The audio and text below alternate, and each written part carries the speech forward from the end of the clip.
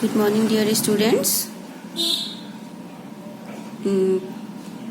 इससे पहले हम लोग द गंगा के फर्स्ट पार्ट में 3 पैराग्राफ्स तक कंप्लीट कर चुके हैं and today we shall continue from the 4th paragraph. Smiling and dancing in the morning sunlight and dark and gloomy and full of mystery, as the evening shadows fall, a narrow, slow and graceful stream in winter and a vast roaring thing during the monsoon, broad-bosomed almost as the sea and with something of the sea's power to destroy.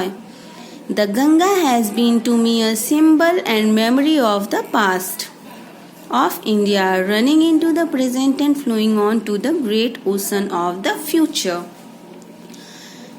In this paragraph Pandit Jawaharlal Nehru ji Ganga ji के अलग अलग मौसम में अलग अलग रूपों का वर्णन कर रहे हैं और कहते क्या है कि मॉर्निंग के टाइम में smiling and dancing in the morning sunlight के समय में, सूर्योदय के समय में गंगा जी स्माइलिंग और डांसिंग सी प्रतीत होती हैं, उनकी जो लहरें होती हैं।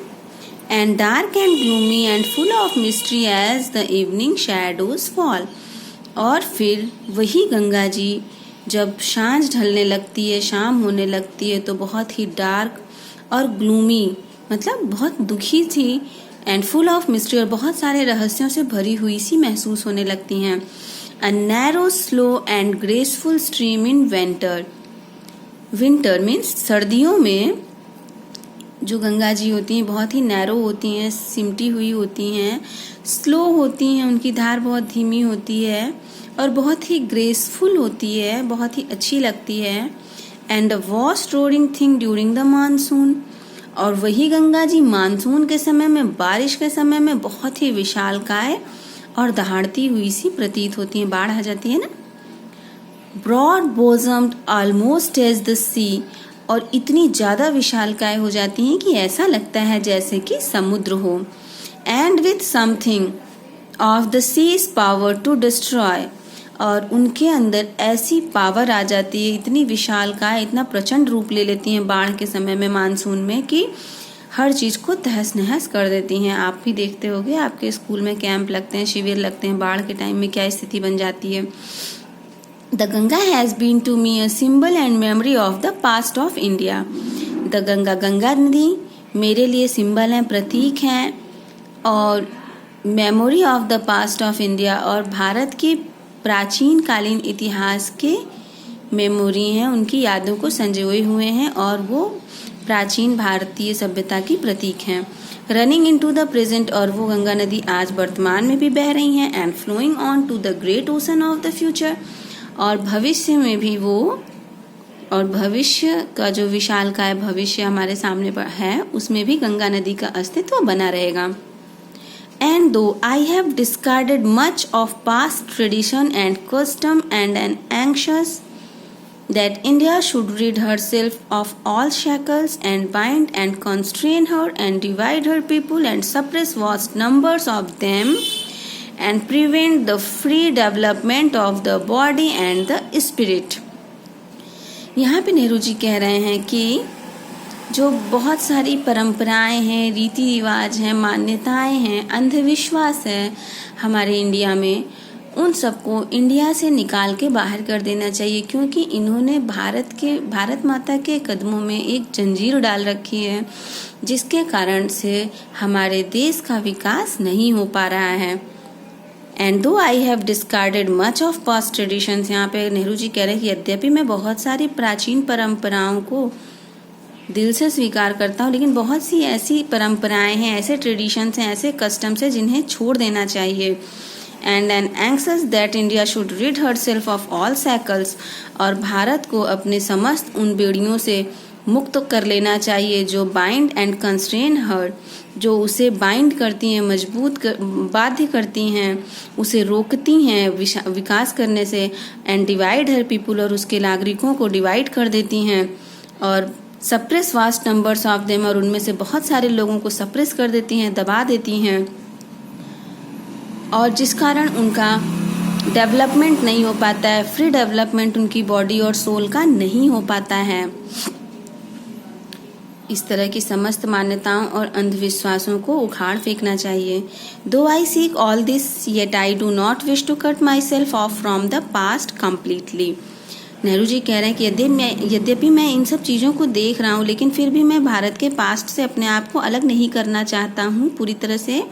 आई am proud of that great inheritance that has been and is ours. मुझे गर्व है, आई एम प्राउड ऑफ, मुझे गर्व है भारत की महान सभ्यता पर, संस्कृति पर, that has been and is ours, जो कि हमारी विरासत है और हमेशा हमारी रहेगी। एंड आई एम कॉन्शियस, और मुझे पूरा यकीन है, that I too like all of us am a link in the unbroken chain which goes back to the dawn of history in the immemorial past of India.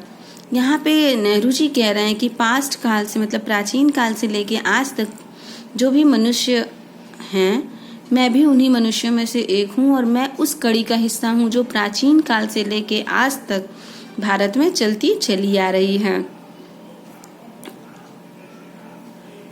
That chain I would not break, और मैं उस chain को break नहीं करूँगा, मतलब मैं परंपराओं से पूरी तरह से किनारा नहीं करूँगा। फॉर आई ट्रेजर इट, क्योंकि ये परंपराओं की मैं कीमत करता हूँ, ये खजाने के स्वरूप हैं। And seek inspiration from it, और मैं भारत की परंपराओं से, ट्रेडिशन से और इसकी विरासत से बहुत सारी इंस्पिरेशन, बहुत सारी प्रेरणाएं लेता हूँ।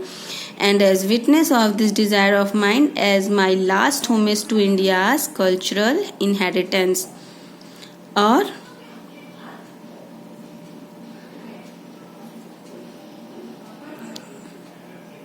मैं अपनी ये जो लास्ट विल है, लास्ट होमेज टू इंडिया, मतलब आखिरी वसीयत थी उनकी, जिसका ये पार्ट है, तो कह रहे हैं कि मेरी जो आखिरी इच्छा है वो यही है कि भारतीय सभ्यता और संस्कृति और कल्चरल इनहेरिटेंस, मतलब जो विरासत में मिली है, इन सब का एक अंग बनना चाहता हूँ, गवाह बनना चाहता हूँ।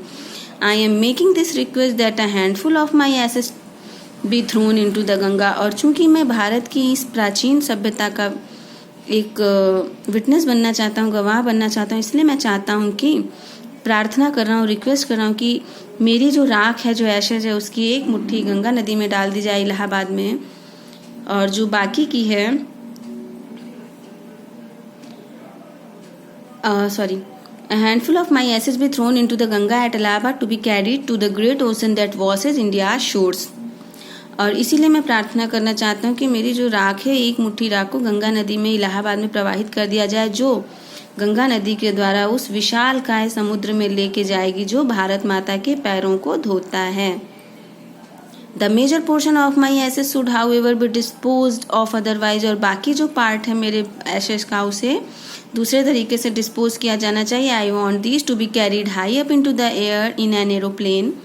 मैं चाहता हूँ कि एक एरोप्लेन में मेरी बाकी बची हुई एसेस को बहुत ऊंचाई तक ले जाया जाए, and scattered from that height over the fields, और उसे बहुत ऊंचाई से बिखेर दिया जाए in the fields where the peasants of India toil, Bharat के उन खेतों में, उन मैदानों में जहाँ पर भारत के पीजेंट्स, किसान बहुत ज़्यादा कठिन परिश्रम करते हैं। So that they might mingle with the dust and soil of India, ताकि वे भारत भूमि की मिट्टी से और धूल से मिलकर एकीकृत हो सकें। And become an indistinguishable part of India, और भारत का एक अभिन्न हिस्सा बन जाए जिसे कभी भी भारत से अलग न किया जा सके। I have written this will and testament in New Delhi. ये जो इन्होंने लिखा है ना, जो ये वसीयत नेहरू जी ने लिखी है, ये इन्होंने न्यू दिल्ली में लिखी है on the 21st day of June in the year 1954। ये जो वसीयत लिखी गई है, जो जिस वसीयत का ये चैप्टर आपका एक्सट्रैक्ट है, ये इन्होंने 21st डे मतलब 21 जून को 1954 में 1954 में लिखा था नई दिल्ली में। Here the chapter ends. आप सभी स्टूडेंट्स ध्यान से देखेंगे और वर्ड मीनिंग्स को लर्न करेंगे एंड कॉपी में राइट करेंगे, और क्वेश्चन आंसर्स को भी कॉपी में राइट करके आपको लिखना है और स्कूल आके उसे चेक कराना है। Thank you.